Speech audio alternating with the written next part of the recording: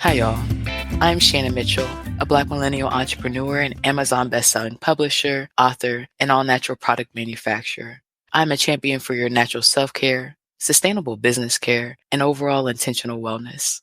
Hey, y'all. I'm Christine Gautreaux, a white social justice advocate, an international speaker, coach, published author, and dancing social worker who helps you upgrade yourself and community care. Together, we are a podcast rooted in the 8 dimensions of wellness and the co-founders of the Women Connected in Wisdom community. And we like to get together every week for intentional conversations between us and special guests about how to be wise in business, relationships, and wellness. Oh, some Lock Motion. Welcome to Lock Nation, right? Lock Nation, Lock Gang was good. Yes, yes. For those of you who are watching, listening, you hear a different voice, right? Welcome to Women Connected in Wisdom. And today we have a guest host, Dr. Jovantreis. How are What's you? good? What's good in the hood, my people? So good to be here with you. Likewise, my friend. Likewise. You know, we're just celebrating. We're continuing the celebration of your life. You know what I'm Thank saying? you. Yes. You know, you just had a birthday, turn up. You know yes. what I'm saying? That's a good point. You were our first speaker on Women Connected, first speaker since me turning 31, right? Wow. So I love it. Big. I'm here for it. Major. Dr. Jovantreis, yes. How would you describe yourself? Well, my name is Jovantreis. I am a daughter of God. I'm a wife. I'm a mom. And I'm an artist. I'm a musician. I'm a teacher. And I just feel blessed and grateful to be here. I'm also a friend of Women Connected in Wisdom. I'm also a published author through Women Connected in Wisdom. And again, I'm just grateful to be here. And I like to create in all the ways. Yes. In all the ways. And together, y'all, together we are a podcast rooted in the 8 dimensions of wellness. And don't forget about our Women Connected in Wisdom community in LinkedIn. If you'd like to talk about the dimensions of wellness, what you're doing, what's working, sharing resources. So this week we're talking about physical wellness and going from burnout to vibrancy. What comes to mind when you hear that, Joe? Whew.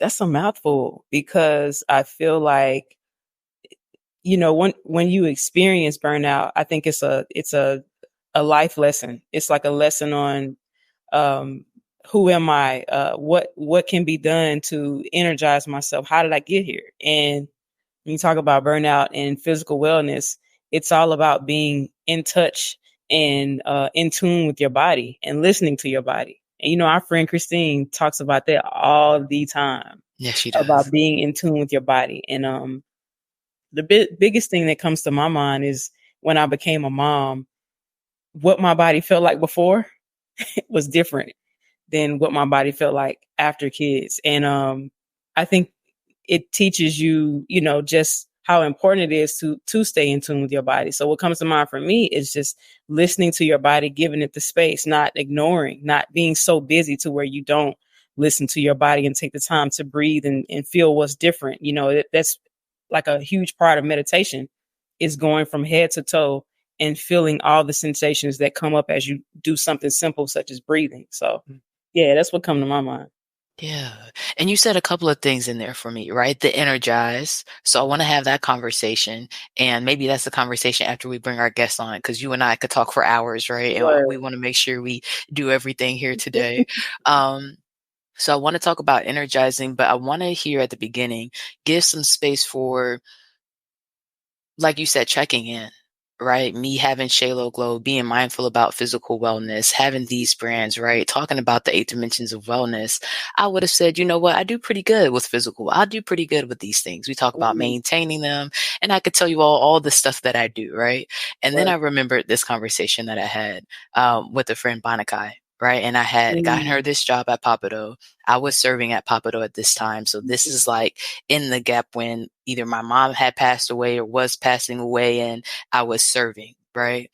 And she asked me, Banakai asked me, she said, what do you do when your body is just tired? And I said, I don't listen to it and I tell it to keep going. And I can keep going, but no, that is not a healthy answer, you know? And so the other day when I was listening to this, how in tune somebody was about their body and checking in with it, I know that I'm there now, but that line that I gave her when she asked popped up and I realized that I was ignoring it, that I probably didn't let it finish its sentence if it was going to tell me something was wrong, right? And I'm Right. so grateful that I've come far from that place. So Wow. it's important. I'm so proud of you, friend, because I was rocking with you since then, Yeah, so I yeah, already know like you was getting it in, and you that's the type of person you are. You work hard and you care about everything you put your hands on. I'm so proud to see you just evolve um, as an entrepreneur, as a professional, but most importantly as a woman. Like you've always been beautiful inside and out, and so seeing you walk through that journey definitely gave me a lot of joy. First of all, mm, because I'm seeing another Black woman listen to their body and not feed into societal norms of working yourself into the grave. And because right. that's not what this is, bro. Like No, it's not. that's not what we doing, sis. Like, we are aiming at vitality, and we are aiming at being able to maintain ourselves and pass on health through generations. So in order Yeah. to do that, you taking that step is major. Super major. Sustainability. Thank you so Absolutely. much. Yeah. So I know that I said I had a question for you on pause. I don't want to keep it on pause too long. So Okay. if you're okay, I'm ready to bring up our guest so she can share her expertise and everything she has for us today. What do you think? Yes, I'm rolling with it because I'm super excited, y'all. Listen to this, because this guest that we're bringing on is amazing, and the transition that she made, we're gonna talk about it, and then hopefully it inspires you to push the green button on whatever transition your body is telling you to make, as far as increasing that vitality and sustainability. So let's get It's it. It's important. Okay, guys. Kavita Sahai went from investment banking and private equity to Mm, soul-led health and beauty through a journey of self-healing. Her mission? To simplify the pursuit of beauty and health for the busy woman, making it as effortless as it is essential. Help us welcome to the stage, Kavita. Hi, hey. Kavita. Hey, thanks for having me. Absolutely. Welcome to the show. Thank you. Of course. So we talked about it before, right? And Joe mentioned it earlier. I know first people are going to say, okay, finance and investing to soul-led beauty and health. Can you walk us through what that was like for you and why you're excited about where you are now? Yeah, I think it was interesting because so often we get into this goal-seeking behavior, and I think that's what it was with finance. I just wanted to be at the top of the field.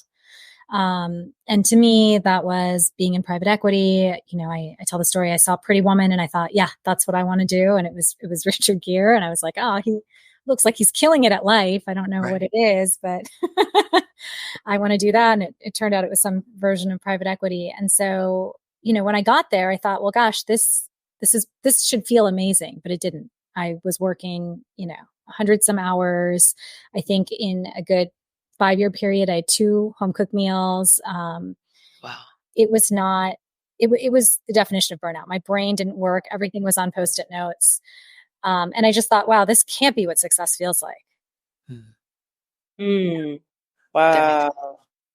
That makes sense. So how did you go from, okay, I'm goal oriented, I'm going to be at the top of the finance industry, and you're going up, right? You're going to the top and you're saying, I think this is burnout. What was it that made you shift to the unhealthy side of it? Yeah, look, it wasn't easy because there wasn't such a term as burnout, a decade or so ago. That It, makes it sense. was it was just called working hard. Right. Right? Hustle culture was very much alive and well, and that was all that was really known. The term burnout didn't exist, and so all I knew is I don't feel good. And even though every medical doctor was telling me I had a clean bill of health, I'm like, this can't be right. I can't be in my 30s, not able to remember anything, feeling tired the moment I wake up, this looking, 10 years older than I am, like this can't be what success for me really looks like. And so to me, it really was just taking pause and having that moment of, okay, I've achieved all the goals I wanted to achieve and I'm not happy. And so I really need to rethink how I'm picking the goals and things that I'm striving for. And so it was this really difficult moment of everything I've worked so hard to achieve and that I have achieved actually doesn't serve me. I hear you. I hear you. For you in that season, did it feel like a morning of expectations? It felt like a morning of expectations. And it also just felt like this loss of identity, because that's who I was. I was this high-powered finance professional with a window office and a secretary. And now all of a sudden I was lost and I was right back to having no idea. Wow. Wow. Oh, I want to jump. No income either. So I decided. And that changes things, right? I hear you saying you want to jump in, Joe. Go ahead and jump in. What do you have? You know, that I word is Which that I I word? word powerful identity. Mhm. You know, I feel like the word I itself, the pronoun I, came from identity. Yeah. You know what I mean? From a spiritual perspective, you know, pronouns are often very fluid when it comes to spirituality. And I wonder if we look at success from like a worldly or societal standpoint, if it's not as fluid and flexible as it's supposed to be, like, whereas spiritually, pronouns are very fluid. However, when it comes to corporate world and the rat race and, you know, all these different terms, we can pretty much nickname what it means to like hustle and chase the bag, so to speak. You know what I'm saying? I wonder if it means that is the opposite meaning of what identity is truly supposed to be. Because identity, to me, when I hear that word, I'm like, I automatically think about my journey and, like, you know, defining identity in different seasons. And I think I'm seeing a commonality here with burnout. It's when you try to hold on tightly or rigidly to identity, you know, your muscles get fatigued. I don't know. I see that as a sort of a there. So I'm wondering, did you feel in any way that you were trying to hold on to your identity in a sense, as opposed to letting go what you were being, I guess, led to do in that moment? 120%. I mean, the worst question was when people would say, "What do you do?" I felt like I was having a mini anxiety attack. Wow. You know, and I was like, I don't know. Or I'd say I'm a mom, but even that didn't feel like it was exactly the path. And so I think it's important sometimes to sit in that uncomfortableness. And that's what I did. I took time to really sit. I painted, I wrote some children's books. I really just sat in the unknowing. And through this process, I think I was spiritual, but just never had time to really pursue it in any real way. Like I always had this calling of doing something, you know, greater than myself, not thinking it from an I, thinking of it from a more collective standpoint. Yes. And it gave me that time to really think like, well, what is it? And it didn't come quickly. I really did just leave myself open to saying yes. So if someone needed help with, you know, I started to consult, and just anybody who would come, I would sort of respond. And so through this process, I was very into Vedic astrology, but I found human design. Wow. And interestingly enough, through that, it said your strategy in life, it tells you kind of what your energy type is and your strategy. My strategy is to respond. And so what that means is I should just wait for people for the opportunities that come. And then it's either a hell yes or a hell no. And that really is like, and if it's not a hell yes or hell no, ask another question until you're sure it's a hell yes or hell no. And starting to respond and work in my design in that way is what sort of allowed me to get through that uncomfortable period, because I was only doing things that were a hell yeah, which meant that I was energized. So for the first time, I was starting to feel vibrancy and energetic and all the things that we should feel. As well as it started to lead me on a path to finding natural healing through different modalities like Ayurveda, yoga, oils. And so when I was first introduced to oils, which was through a client who needed help with their company, I fell in love. I was like, this is the essence of nature. And I think a lot of what we've been taught about it is wrong because of all the MLMs, but it's truly this incredibly ancient science that takes pure botanicals and puts them into different formulations that pretty much every country other than the United States really regulates through certified aromatherapists, because it's so potent. And so I fell in love. And again, it was a hell yes. And so I decided to continue pursuing through that. And then it came to beauty. I felt like, wow, a lot of the research is just not made for any skin that's not of European descent. And so there is enough research on different botanicals that would suggest that Mother Nature knows best. So the oils that are best for you are generally from the country or continent that you're from. And so with AI and everything that was happening, it was easy to kind of create this unique formulation that was like, let's use the botanicals that are best for you based on where you're from and your skin type and your skin goals. And so that's sort of how it came into this like wellness and beauty. And the reason I say soul-led is because we always invite people to take their human design test, because how you take care of yourself is very different. So some people take care of themselves by running 5 miles. That's not me. So some people, meditate. It really varies. And a lot of time your human design can give you some insights on how should you sleep and how should you take care of yourself to then be your most vibrant self. You said something really pivotal, really big toward the end as you wrapped up. First of all, you speak so eloquently. I feel like you could literally talk into like one of those AI things that writes for you. You could write a book, because the way that you talk and the way that you deliver your narrative, it's so amazing. I just wanted to tell you that. Oh, thank you. Well, apparently you're the right ladies for that, right? So maybe we'll talk later. Hey. We'll love to keep talking. Yes, for sure. But you said that that there's some wisdom. I'm paraphrasing you, by the way, so forgive me if I don't get it all the way correct. But you said that there is some wisdom within human insight that you can gather in order to come up with a strategy or plan for you to make you the most vital, or make you the most, I would say, healthy. Because I can't remember the exact adjective you used. That's huge. I want to blow that up and put that on every billboard, in the entire United States.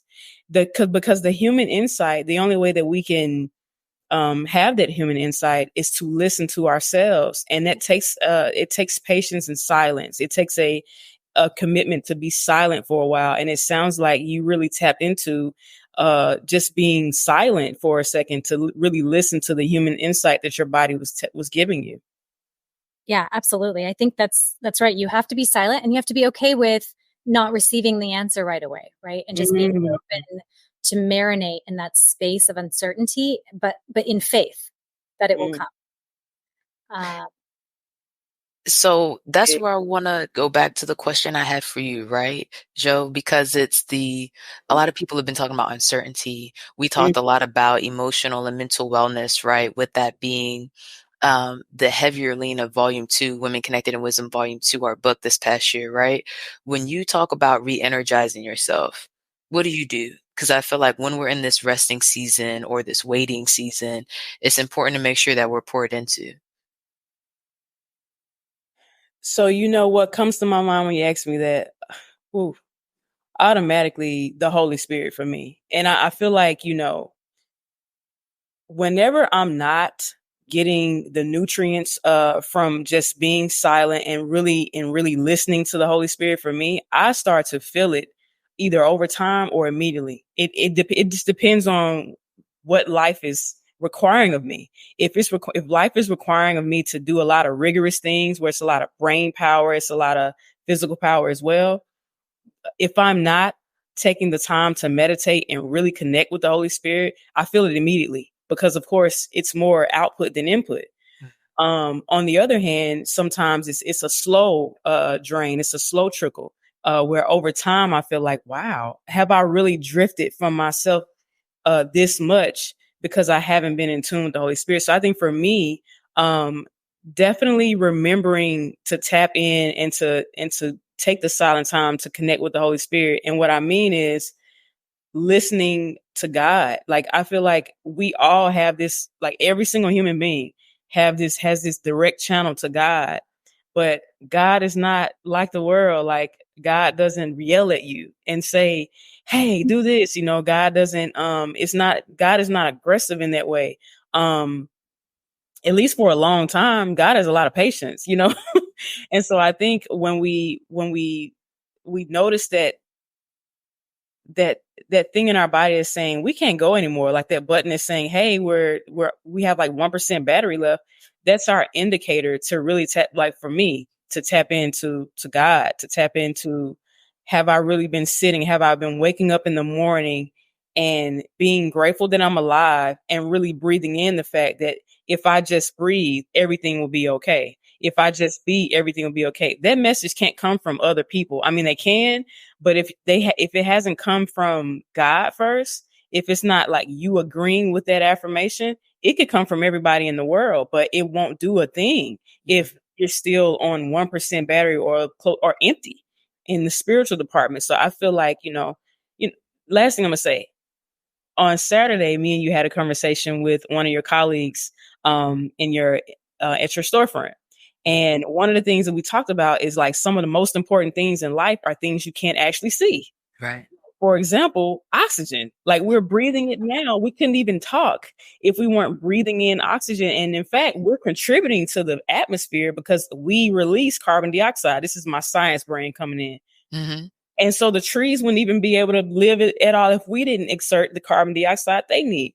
So I'm thinking about like, wow, the things that you can't see, the things that are so easily ignored or delayed or neglected can be a very quick, train to being on E.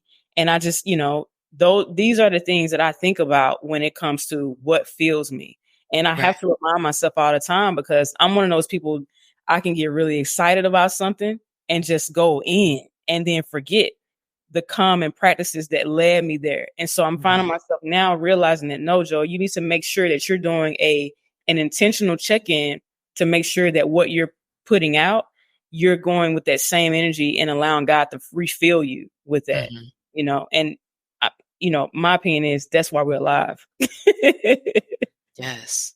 Yes. I I just love thought it. of something when you were talking about the things you can't see. I think connection and relationships are one of those really important things that fuels us. That's also something you don't see. But that's immediately what came to mind when you were talking about the most important things that you don't actually see. Yeah. I feel that. Ooh, I feel that. What about for you, Kavita, when you feel like you're at the place and you're working hard on your goals, right? Or the things that you need to do. And you're like, okay, we're getting a little unbalanced. We're not giving from our overflow anymore. What do you do intentionally? So I think it's very similar. We just call it. So for me, meditation is 100%. I tell people who say they're too busy to meditate, then you need to meditate more. So it's 100%. I take that to heart. So if I'm feeling out of balance or going crazy, it means that I need to take more time to really sit in silence and get in tune with my inner self. And to me, a lot of it's like my own check-in, like even asking yourself, like, how are you doing?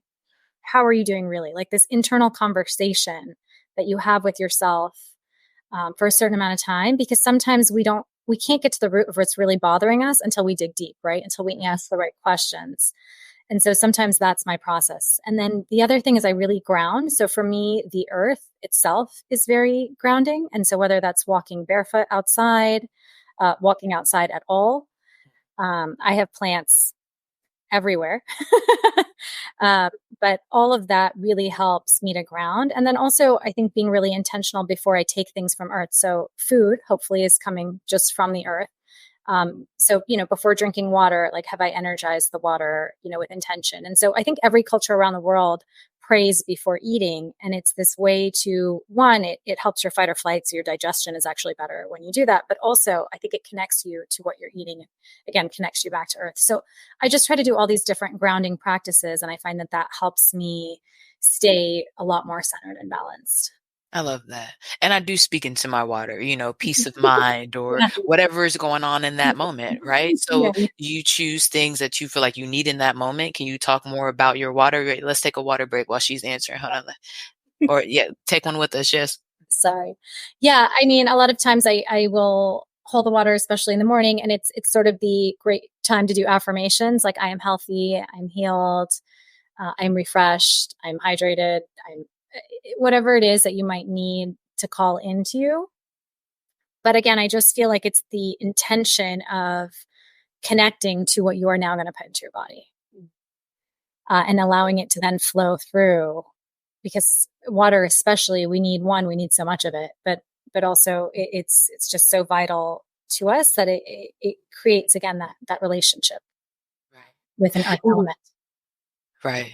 I love how your intentionality behind everything couples with the human design, right, that you offer on your website and the oils, because Joe and I know with Shalo Glow in our company that we're part of, right? And let me speak for myself too. That's what's helped me as somebody who was working so hard, and like, if your body's telling you it's tired, you can keep going, and you have authority, and like and it wasn't to the extreme side. Maybe that is already on the extreme side, but I know that's helped me every day come back. And like Joe was saying, from head to toe, are you okay?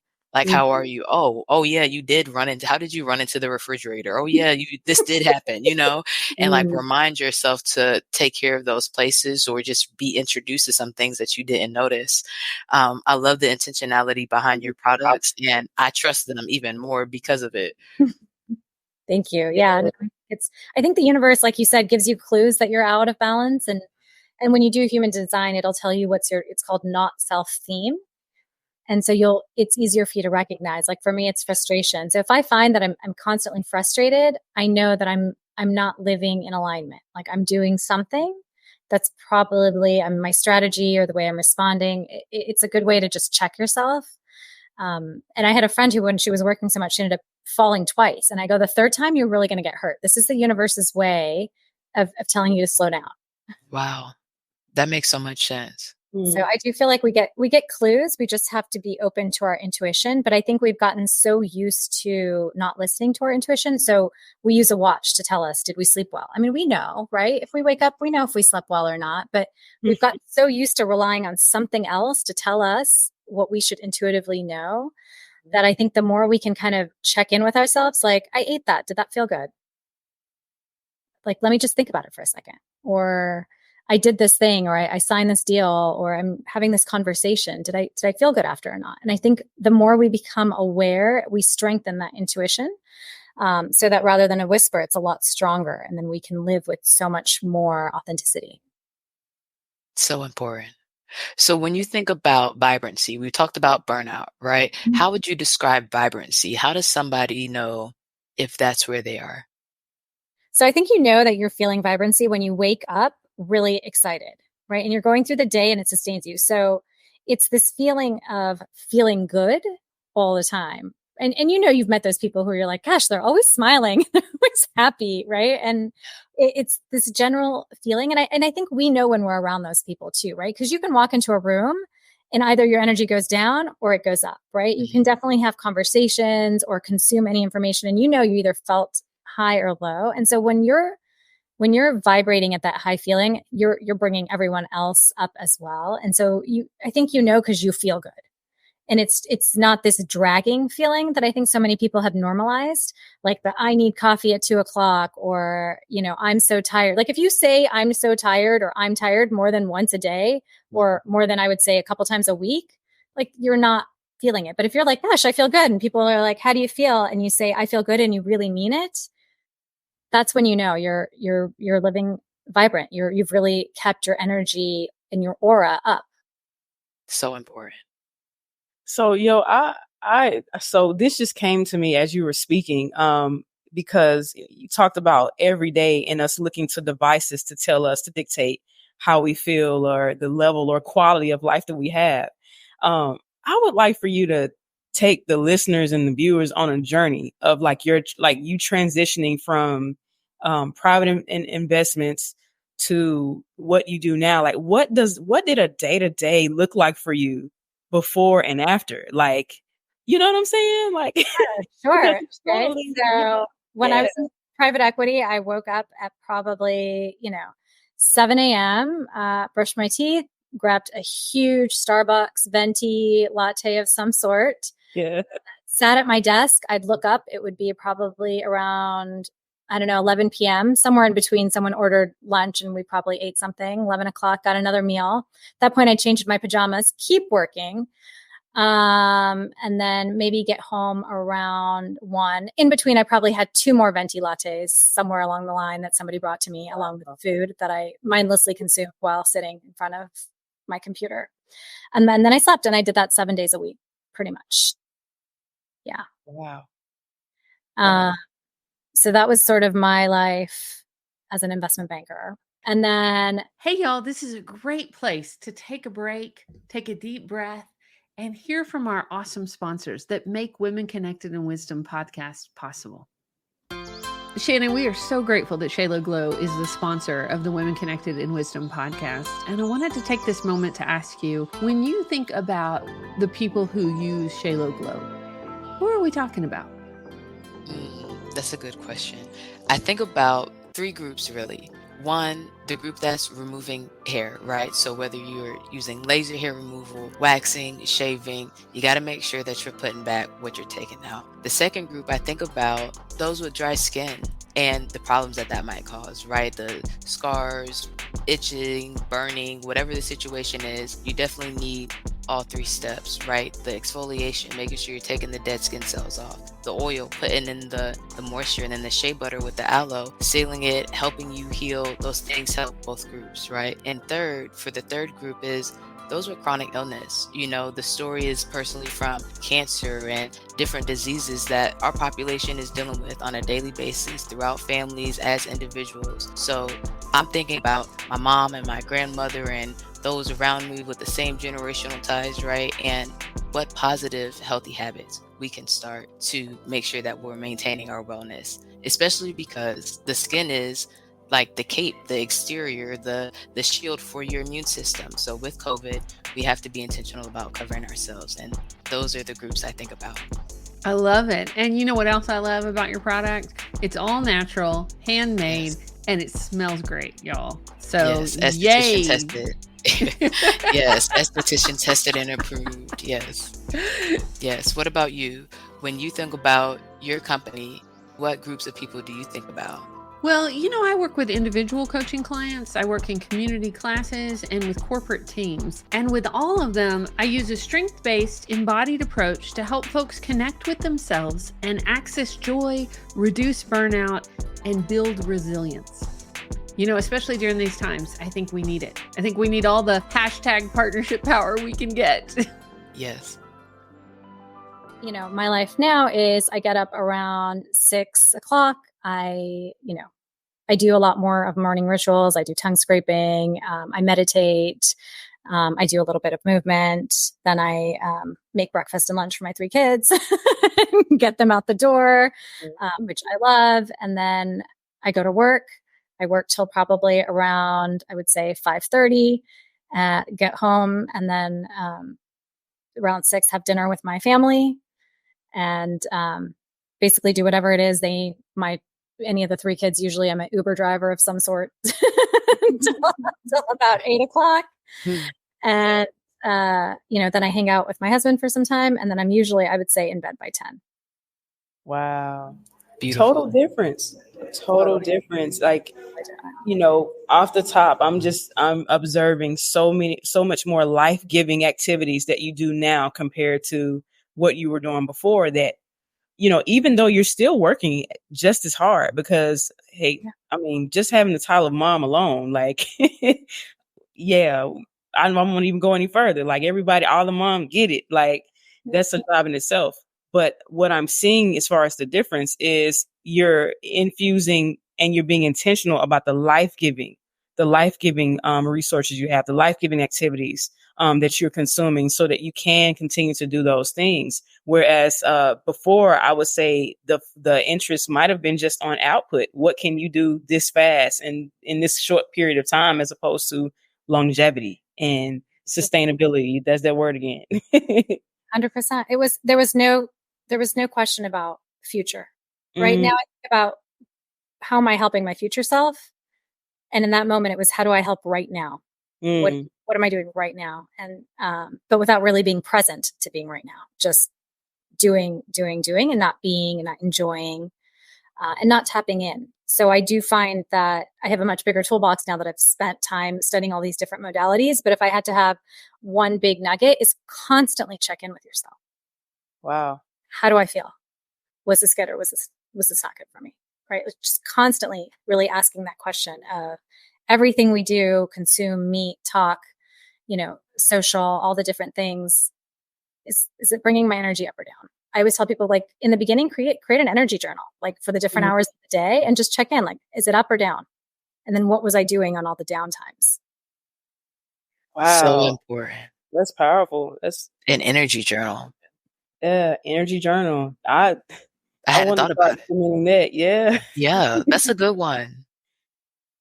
That's What really good. about you listed a few things, right? And what I heard from the things on that list was this is when we're awake, right? We talked about sleep and how it's a spiritual time in our coffee and chat. Can you go more into what you mean when you say that and how it can help us stay in our vibrancy? So to me, sleep is probably one of the most important when you talk about the different elements of wellness and physical. I think sleep is the biggest thing. And I also believe that there's sacred hours, which from 10 p.m. to about 2 a.m. in Ayurveda, they teach that they're the most restful for you. And it's also sort of this open channel for you to be able to quiet the noise. And then ideally, even if you were to do a really early meditation, they say it's a more clear channel because there's not as many people, right? So there's not as many people trying to upload to the, Makes sense. not as many people hitting that Wi-Fi, but so it's the same thing with your, channel. So Right. you can meditate, but the ability to have good sleep is the number one thing I think you can do for your health, because it's where your body is repairing. It's when you're restoring. It's when your subconscious is working a lot of your emotional issues and, things out. It's just the most healing time. And I know so many people, sleep is such a hard thing for them. Either they don't fall asleep or they wake up and they can't fall back asleep. And so,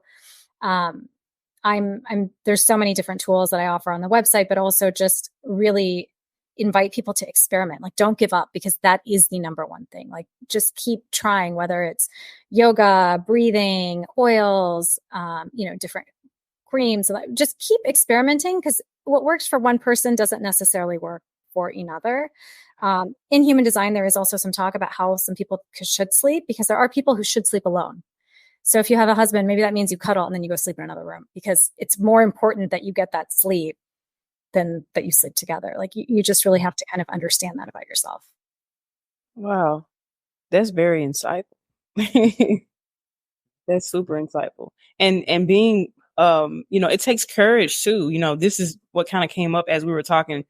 It does take courage and boldness to realize or become aware of what those things are that you need in order to do anything, in order to get the proper amount of sleep, in order to live a vivacious life, a vital life.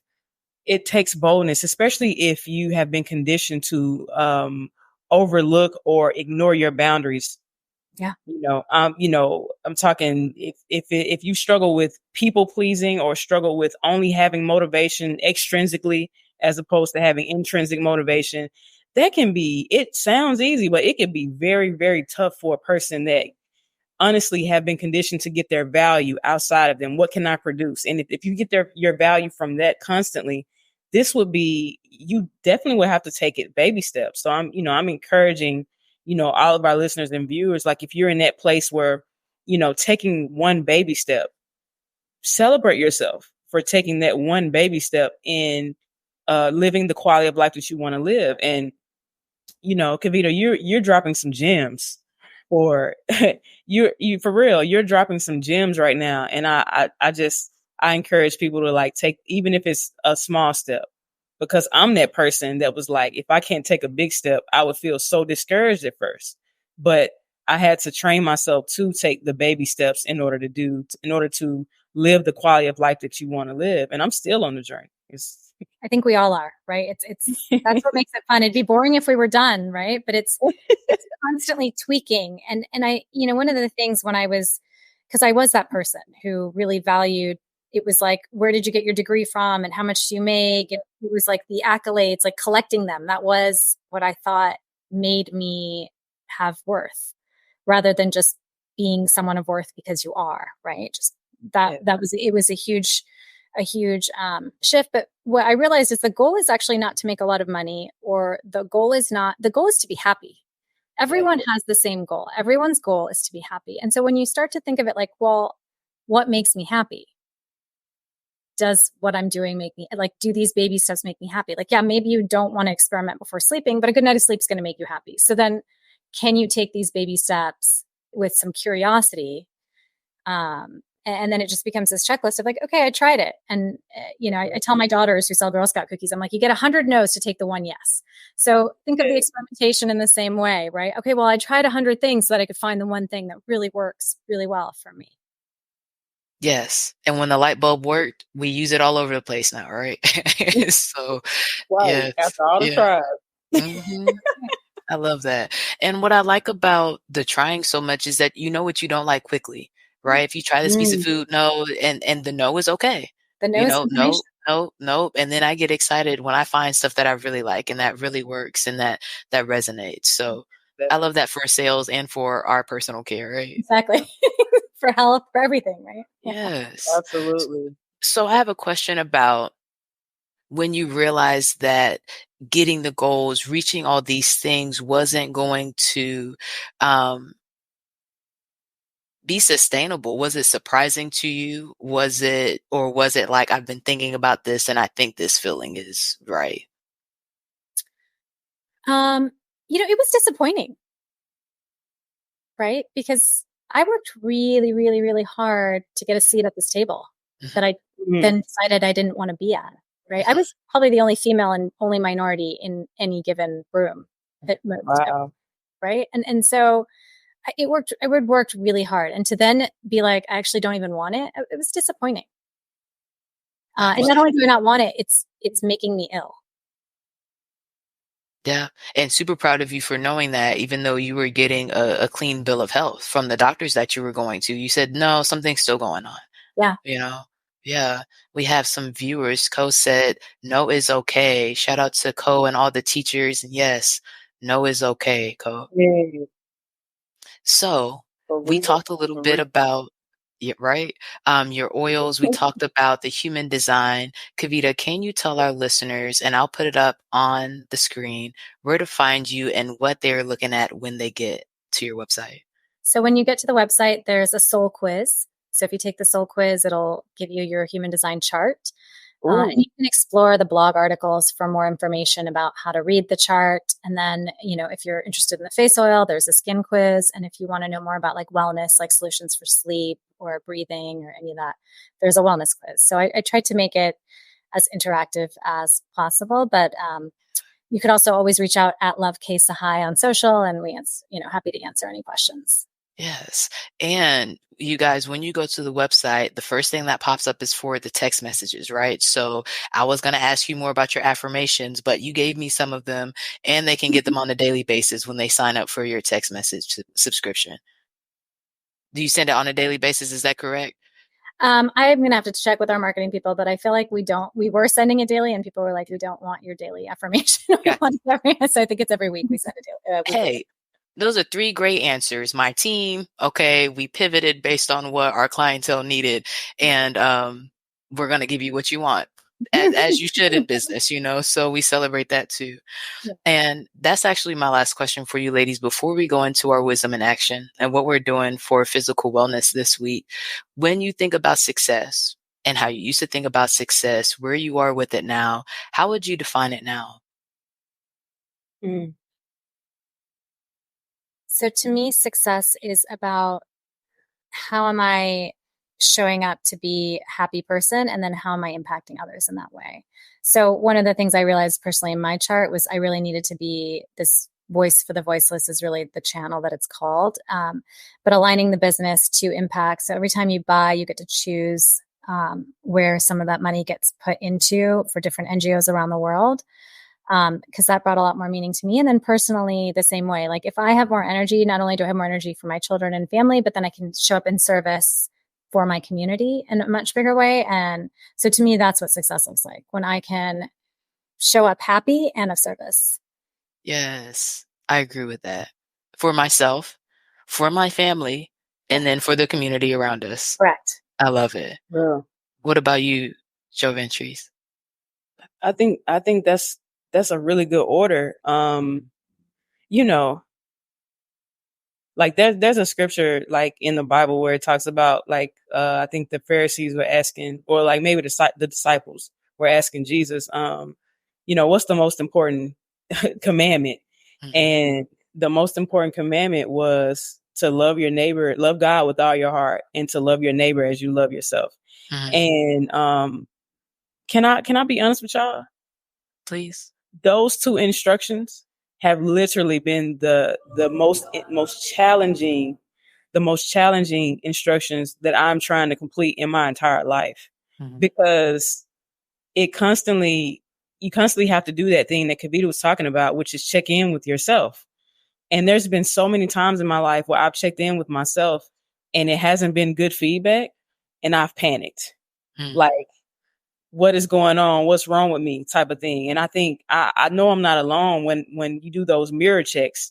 And it got to the point where I was like, well, I'm not just going to do the mirror check anymore. You know what I'm saying? And so like that's avoidance. So definitely nothing was getting done during that period. So I had to eventually succumb to that and say, nah, Joe, you need to get back in the mirror again and check in again. And I would say the reason why I say I love that order is because in order to love God, in order to love spiritually, in order to love yourself, even in order to love your neighbor, you have to get it from somewhere. Like, we don't just wake up full of love. You know what I mean? Like, if that's the case, then we never would have to go to sleep. We just would we'd just be walking around and never have to rest.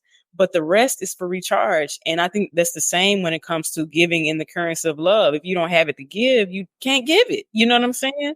And so I think for me, it's that order. It's loving God with all my heart. And that's waking up and definitely allowing God to pour into me what I need, and then loving myself.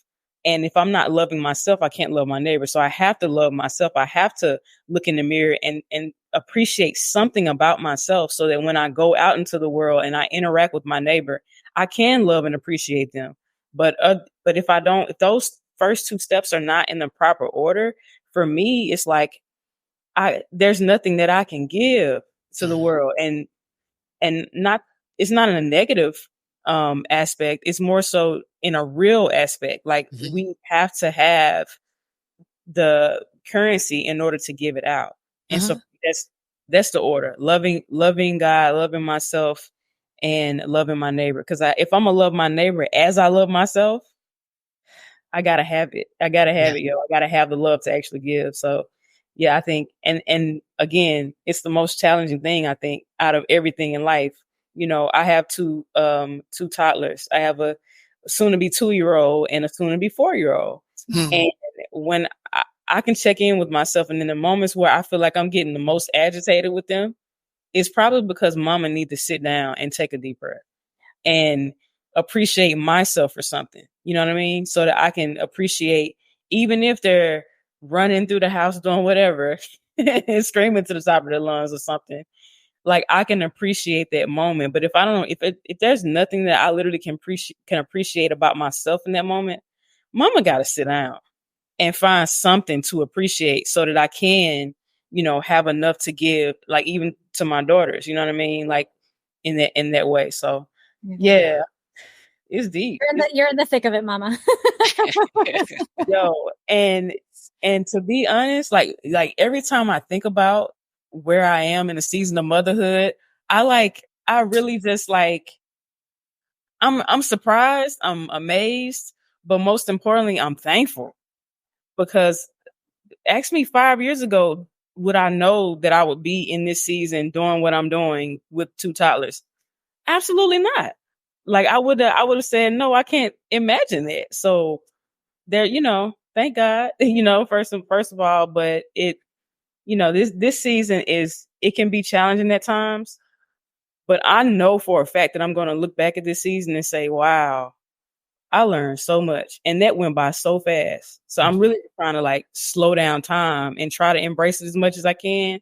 Cause I don't want to be looking back thinking, I didn't be present in that season of life. Cause yeah, they do some things quick. Like, if you're not sitting down looking, you can miss it, because they grow like. Yeah. My oldest is 14. So yeah, it goes. Oh my gosh. Just really, really Mm.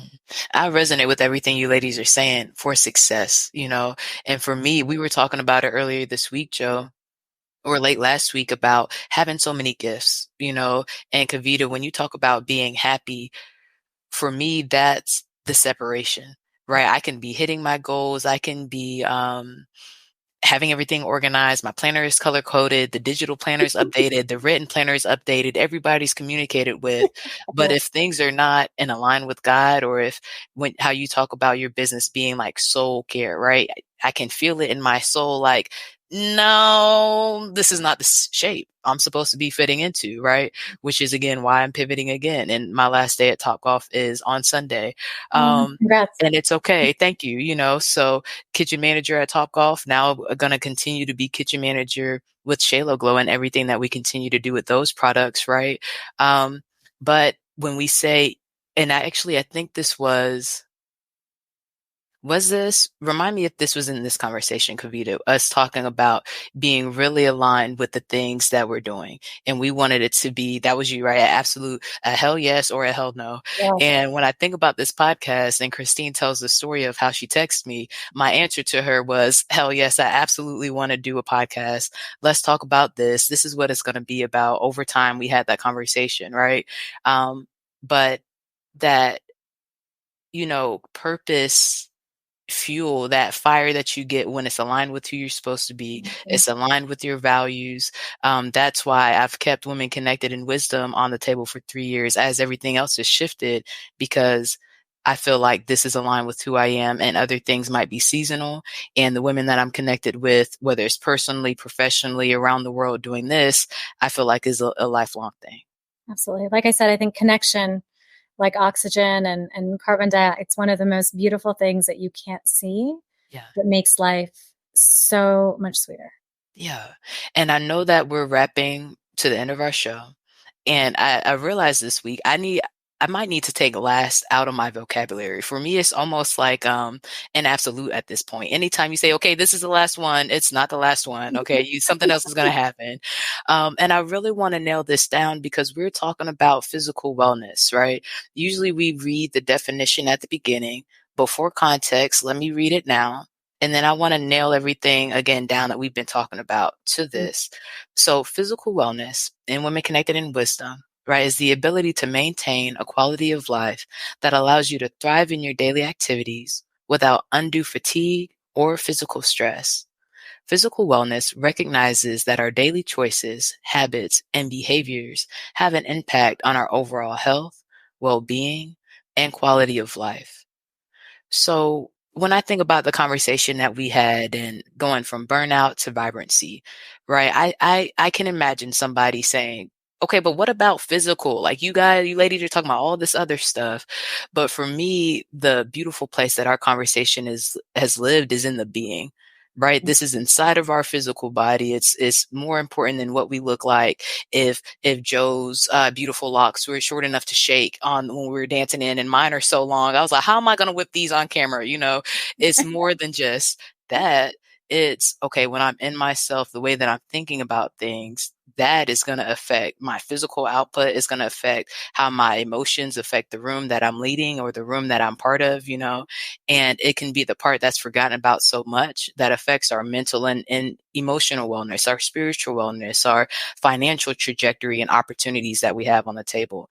So before we go into the wisdom in action, can you ladies give a little picture of how you see all the important things that you've reminded our listeners of today, and how it ties so intimately into your physical wellness and why you're intentional about it? Yeah. So I think one of the big things is you can't, when you think of physical wellness, a lot of times you think of physical activity and nutrition and all of that's really, really important as a part of your physical wellness. However, you cannot begin to embark on those journeys until you have sort of your grounding and sleep and emotional well-being handled, because from a scientific standpoint, you'll have adrenal fatigue, which is its own version of your body burning out. So until you have the fuel to drive you to take those other actions, I think we really have to start at the beginning. And I think that's what we really did by giving some of the tools that we had, is start there so that you have the energy to then go forth and build upon it. Love it. Can you give our listeners who may not know a very scientific and specific explanation of adrenal fatigue? Yeah. So, You know? yeah. Adrenal fatigue. I don't know if it's very scientific or, but, Yeah. but adrenal fatigue happens when a lot of times, for example, if you run too often, or if you're very stressed, it's your body's way of it's essentially shutting down because your adrenals are fatigued, they're tired, right? And so the way that you don't do that is by, again, seeing like you don't want to work out till you're exhausted. You don't want to do anything till you're exhausted. Like that's you're too far gone at that point. Like your body Mhm. isn't handling that. Stress causes a lot of inflammation, and that's a byproduct of adrenal fatigue as well. Essentially, you're creating inflammation in the body when you're stressed, or when you push yourself beyond these sort of limits. Yes. And of course, eat the wrong things or environmentally in the wrong places. But by putting in these right things, basically stress being the biggest trigger for inflammation in the body and adrenal fatigue, when you can put in some of the practices we've talked about, that's when you can really start to decrease that inflammation and practice and build upon greater physical wellness. That makes sense. It sounds like I was riding on the adrenaline. When my body says it's tired, it's a little more adrenaline, just a little bit more, like, and Yeah. fatigue was on the way. That makes sense. Yeah. You see that with a lot of celebrities and like artists or performers. Like if you perform a lot, like if you go on a 7-month out of 12-month tour, you see like when some artists don't take care of themselves or rest properly, a lot of them, like you've seen so many, like just like pass out on stage from adrenal fatigue, because when you're on stage and like personal experience, when you're on stage and performing, it's so exhilarating that you get the adrenaline rush, and you can't feel yourself. Like somebody could probably come on stage and like cut my arm with a knife and I might not feel it. That's how like powerful adrenaline is. You don't Right. feel things and you don't feel your body getting fatigued or getting tired. So as soon as you're done, it starts to come down. Then you like crash and you fall asleep. But so many people will use that adrenaline and they just keep going, keep going, keep going until your body's finally like, we feel it now, bro. Like sit down, like, or it sits you down. So yeah, that's another way to remember it. Like the adrenaline just, when you're doing something very exciting, I guess I'm reminding like very people that are doing passion work. If you're doing something that you're really passionate about, it's possible that you can still suffer from adrenal fatigue. It might not be something that you can go for hours doing, but if you really like it, you still can suffer from adrenal fatigue if you're not checking in with your body, on a consistent basis. So yeah, I thought about that. I literally was on stage one time and the hearing in my left ear went out. Oh, God. Yeah, your body's very creative, and then that's why I say you have to constantly be checking in. Like, does it actually feel? And sometimes you do, like you get a runner's high, but maybe after also check in. Like, was that good, or is it taking me a day to recover from one run or two? So like, Yes. I think it really is that just constantly checking in, because it's different for everyone. Some people are like, yeah, it's crazy, it's great for me, it does nothing, it doesn't exhaust me at all. That's real. Shannon, I know you're a runner. Right. And that's what I was about to say, Joe. I know you're a runner. What about you? So me I'm again. not. That's why I use that example. Hey, we love you for who you are, right? It's okay. We can be dimensional here. But I would say absolutely, how it ties for me for my physical wellness is, like I said, because that's where your physicality comes out of, the energy that you have, right? Your emotions and how you're feeling that day. I've definitely, over the different staffs that I've had, I'll come in and my energy be all bright. And then after some conversations, they'll be like, are you okay? And that's when I start checking in with myself. Like Kavita is saying, are you okay? And in this situation, it's been no, no, no, over and over again. And okay, well, if that's the answer, what do we need for yeses? What does that look like for you to get what you need, and for these things to be a yes, and these things to be healthy, and for you to have success the way that God sees it for you in this season? Right. So it's the still points, the check-ins that we talk about with Christine, it's the making sure that I have what I need physically with Shalo Glow and sealing my immune system. Right. But also, like we were talking about spiritually, doing that with the armor of God, making sure that I'm getting poured into and not just pouring out, right, into all of the different people and platforms that I'm responsible for. and making sure that my community is there. Am I God good? How am, me and my partner, and me and my family, and everybody, whoever I have around me, and then the community at large, checking in with them. When those things are consistent, I'm doing pretty well. Come on, What were you, sis. yeah, thank Good. you. What about you, Joe? What were you gonna say? Well, I really was gonna kind of wait until we're like wrapping all the way up. This is like my last. You said don't say last, Hey, that's just but me. Because it never is the last one.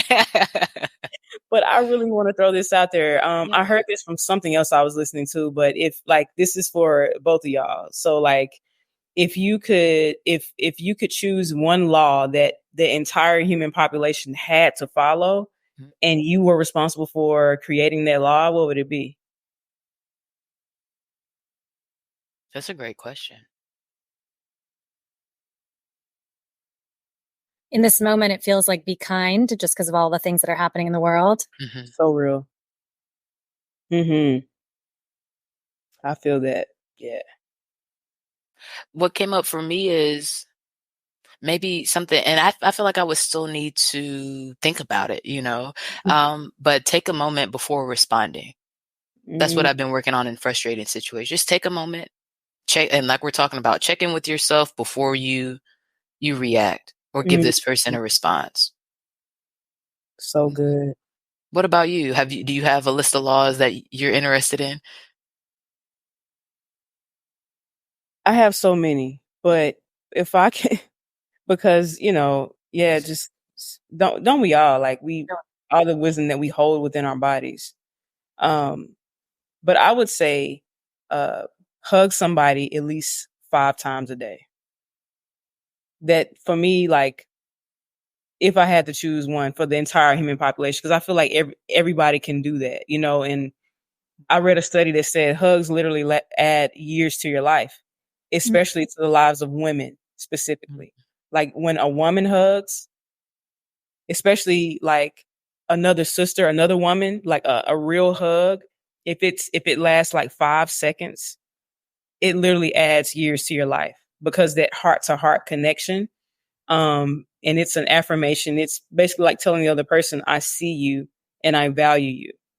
And I think women need to hear that a lot. So for me, my opinion is that's why it adds years because we need to feel valued. We need to feel like we matter on this Yeah, planet. But that doesn't just go for just for women though. I think everybody, the law would go for everybody. Hug somebody at least 5 times I love it. a day. Hey, I think it would help a lot. I think it would help a lot. So I appreciate you adding it. And right on time, right? We are officially wrapping. And I said we would ask this question. And even though we're over an hour, I feel like we could keep talking. And I do have another question for you, Kavita, but we'll have to keep talking after the podcast. But Yeah. what I have for you ladies for the show is, what are you doing for yourself this week for physical wellness? What is your wisdom in action? And if you ladies want, I can start. You said something earlier, Kavita, that I really liked. Mine is hashtag taking pause Mm. and take a moment and sit still, sit in the stillness, sit in the quiet, probably go to Jeju, go to the sauna. And then I'm going to buy a dream journal. I've been looking at the rest is resistance, and I'm going to start writing down some dreams and writing down some daydreams. I love it. I love it. So I've been sitting in silence. So my new is actually taking action. And so I've never been one to, I feel like I've gotten the building blocks there. And so it's time for me to move on into more of the movement and, strength training and more steps. And so for me, it's actually just more movement. Love it. Joe, what about for you? So I want to adopt yours as well in taking a pause. Because silence is good, right? Like breathing is good. And then the second thing is music for me. Music. I went a long time. Like I think I changed my relationship, or my relationship with music kind of evolved. And so my music taste, even though it's still has the same foundation, it's evolved a little bit. But I'm finding my days becoming more full of life when I listen to music that resonates with my soul. Mm-hmm. So not just like mindlessly listening to something just because it's on, but really curating playlist of life. So like, you know, before kids, I took a lot of time curating playlists a lot. You know, I would have the time to just sit and find gems. But I found myself kind of drifting away from that, and I feel the effects of it. So now I'm like, you know what? Music really gives me life. Let me get back to curating my day-to-day and life playlists, because it definitely matters. It helps me in so many ways. So yeah, I think that's my wisdom in action, curating my I love it. life soundtrack. Yeah. Yeah. People talk. I'm sorry, Kavita. What'd you say? I'm going to add that to my week. I Yeah. I like it. The kid just says I that some of my stuff is sleepy. I'm like, no, I got to stay calm, y'all. This is how I keep myself centered and calm. Okay. Yeah. And Kavita, I know I said this. What I will do is ask your opinion. How are you on time right now? Are you okay if we record the answer to this question? Because I think our listeners would be interested. Yeah, sure. No problem. So what I'm thinking about is the transferable skills. What transferable skills did you have from your career in finance when you moved into your soul-led beauty business after your waiting period where you were really intentional that you were surprised about? That's good. Thank you. I was surprised how easy it was for me to run a business after having been on the investment side of evaluating businesses. So I had spent so much time evaluating what makes a business good, what makes it bad, you know, really diving deep into marketing and operations and all the different components to be able to evaluate it.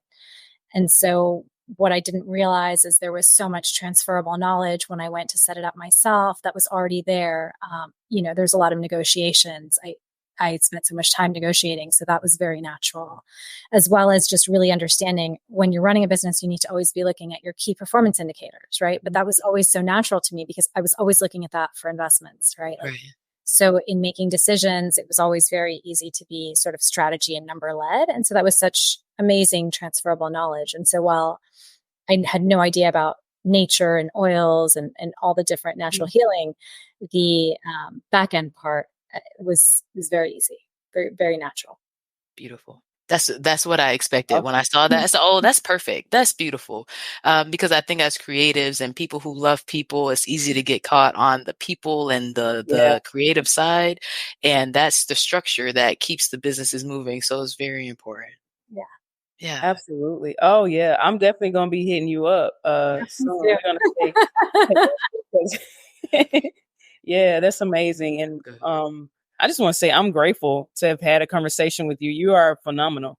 Likewise. And I appreciate you for dropping gems, and I'm definitely taking some gems of wisdom and allowing them to be absorbed into my body wisdom. They're now a part of my human wisdom and body wisdom. So I definitely appreciate it. And yeah, blessings to you and your family. Like I know that your kids are seeing their mom move through these different powerful positions in life. And I know that their lives are also being impacted by it as well. I just wanted to echo that too. It's been such a pleasure to be here and speak with both of you. You're both amazing. And thank you. I hope that this connection lasts beyond the podcast. Yes, me too. Thank you so much, Kavita. We'll talk to you soon. Bye.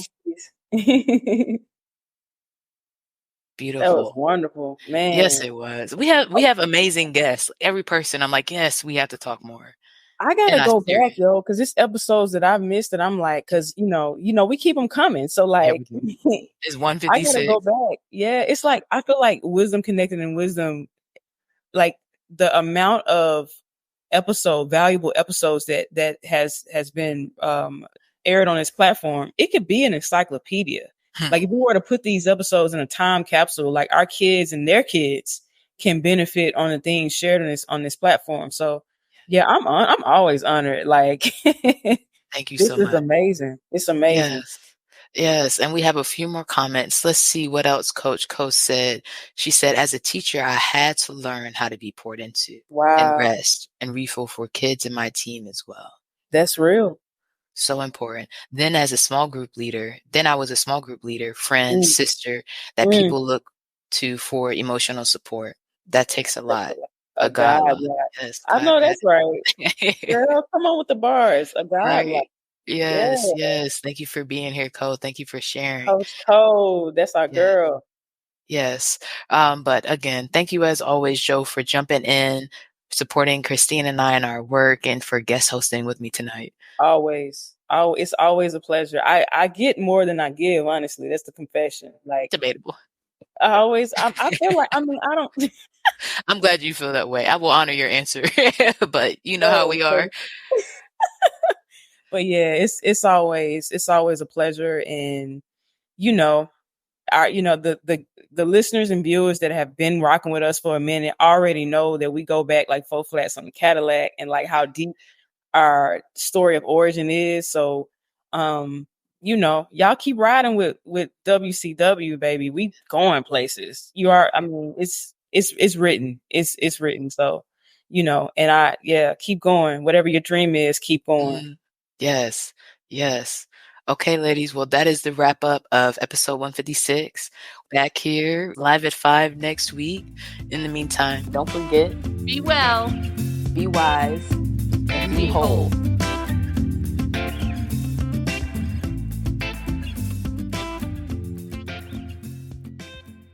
Thanks for listening. This has been the Women Connected in Wisdom podcast. On air live on Wednesdays at 5 p.m. Eastern via Facebook and YouTube. Be sure to like, share, and subscribe. Be part of the conversation and get connected at womenconnectedinwisdom.com.